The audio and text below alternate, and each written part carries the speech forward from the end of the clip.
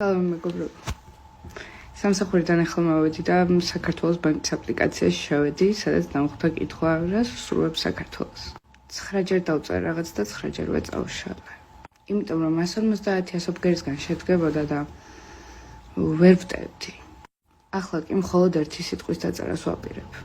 და სანამ გეტყვით რა არის ეს ერთი სიტყვა, მე ვთვლი რომ საქართველოს ბევრს ვერაფერს ვერ ვუსურვებ.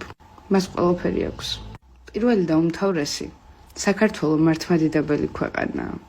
მას აქვს რწმენა, რომელიც დაფუძნებულია სიყვარულზე, თავისუფლებაზე, უდრეკობაზე.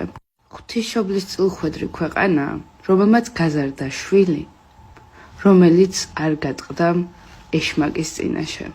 მაშინაც არ გატყდა, როცა ჯვარზე აცვეს და გაიმარჯვა.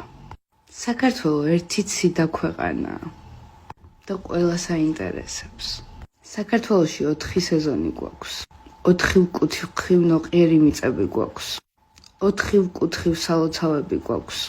შავი ზღვა გვაქვს. პორტალიაო ჩვენზე ამბობენ. მხოლოდ ჩვენს ქართულ ხალხურ მუსიკაში არის 4 ხმოვანება. რას გადავეკიდე ამ 4-ს? რა ვიცი. ჩემთვის რაღაცნაირი რიცხვია.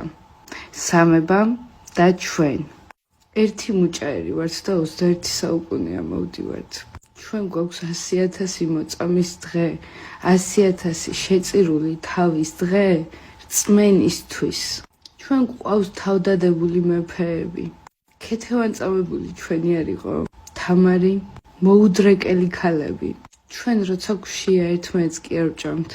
ერთმანეთს ვაჭმევთ. ჩვენ როცა გვცივა, სადღაც რაღაცას კი არ ვეწევთ, ერთმანეთს ვეხუტებით და ვათბობთ.